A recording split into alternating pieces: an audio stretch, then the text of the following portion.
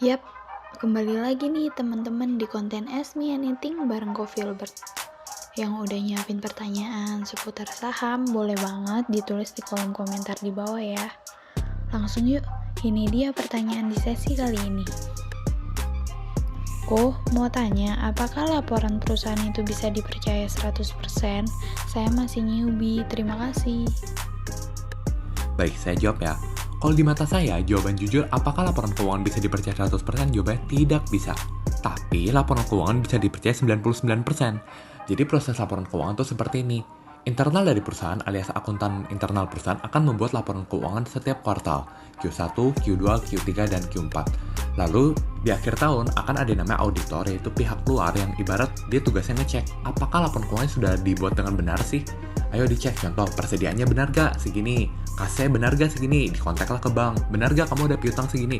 Jadi auditor untuk verifikasi apakah benar atau tidak. Kalau ada yang tidak benar, maka dia bilang, oke, kamu perbaiki dong, ini salah nih, persilakan, persediaannya nggak segini. Begitu. Jadi kan harapannya, laporan keuangannya sudah dicek dengan auditor, harusnya benar kan? Ya teorinya begitu, namun prakteknya adalah seperti ini. Auditor mustahil mengecek 100% ujung ke ujung. Dia melakukan yang namanya sampling. Ibarat seperti kamu ketika melakukan survei, apakah mungkin kamu survei semua rakyat Indonesia? Tidak mungkin dong, kamu sampling. Nah dari sampling baru auditor kira-kira ini bener gak nih? Itu. Nah, in most cases, iya itu benar. Tapi kan terkadang namanya kalau kamu sampling bisa aja kamu lagi apes, ternyata dapat yang kurang beruntung. Maka saya bilang 99% bisa dipercaya. Nah, tapi itu dengan asumsi kalau auditornya jujur dan juga tim perusahaannya jujur. Masalahnya pertanyaan saya adalah apakah kita bisa menjamin 800 emiten semua auditor tuh punya itikat baik dan semua akuntan internasional punya itikat baik? Jawabannya adalah ya pasti kalau adalah satu atau dua kasus yang a few bad apples kalau sebutannya kita nggak bisa expect semua apel untuk sempurna. Nah saya berikan contohnya ya, tapi tanpa perlu menyebutkan nama emitennya, jadi saya sensor ABC aja. Saya berikan contoh yang pertama, emiten A. Emiten A ini bergerak di jasa restoran, jualan makanan. Dulu di mall sangat terkenal, saya tiap minggu selalu makan di sana sama keluarga minggu pagi. Nah, kalian harusnya udah bisa mulai tebak.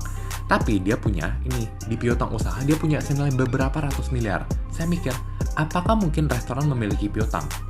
Logika adalah, kalau kita makan di restoran, kamu bayar kapan? Detik itu juga.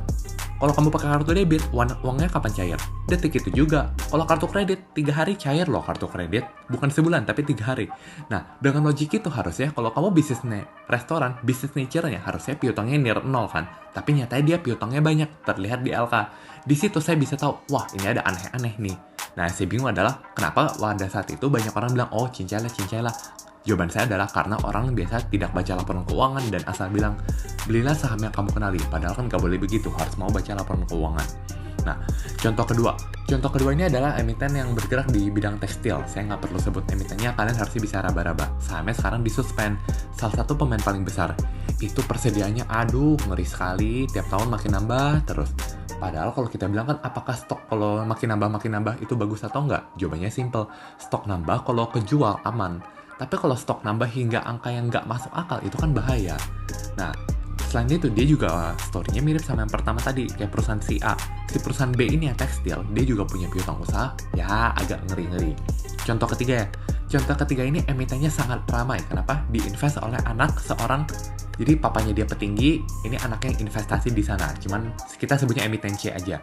Bergerak di bidang frozen food. Emiten ini punya persediaan setara 13 bulan. Padahal kita mikir, masuk akal gak sih kalau kamu jual frozen food, stok kamu 13 bulan? Itu di kulkas kamu loh. Kulkas kamu nanti kamu ship ke customer mah, baru customer harus jualin lagi. Itu ujung-ujungnya proses ujung ke ujung bisa berapa bulan di kulkas? Bisa 1,5 tahun kan? Apakah bijak makanan frozen food 1,5 tahun?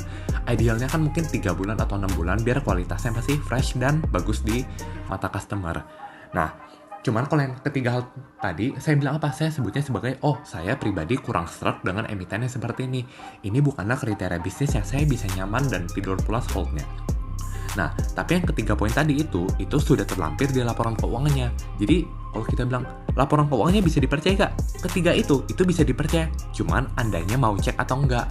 Nah, jadi yang tadi saya bilang kan, kalau di awal gimana? 99% laporan keuangan bisa dipercaya. Ya, betul. 1% itu yang ketika emang laporan keuangannya mungkin fiktif, nah kalau itu ya udah di luar kuasa kita. Tapi di yang 99% yang percaya ini, itu sebenarnya kita bisa nemu. Kita bisa filter sendiri, ini red flag gak? Ini green flag gak? Seperti itu. Nah, jadi kalau orang bilang, oh ngapain kita belajar akuntansi? Ngapain sih kita baca laporan keuangan? Kan laporan keuangan bisa fiktif. Pak, itu yang fiktif paling 1% or even gak nyampe. Ya 99%, asalkan kamu rajin, kalau ada red flag pasti kamu bisa tahu kok. Gitu. Jadi kesimpulan apa? Ya teruslah belajar. Why not? Selama masih muda dan produktif, teruslah tambah ilmu kita. Oke, semoga menjawab dan sekian untuk kali ini. See you guys in the next video. Bye-bye.